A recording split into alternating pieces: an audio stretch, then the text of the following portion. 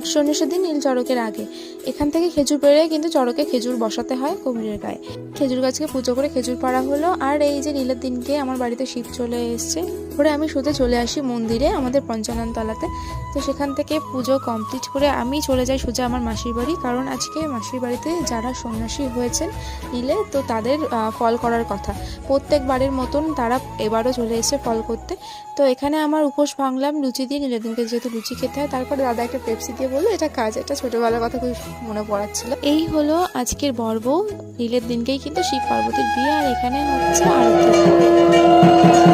আর নীলের দিনকে তো ফুল পড়া দেখতেই হবে। তারপরে আমরা চলে আসি হাজরাতলাতে। রাত প্রায় 1টা, আর এই ফার্স্ট টাইম আমি আসি হাজরাতলাতে এত রাতে। তো কেমন লাগলো ভিডিওটা অবশ্যই জানিও।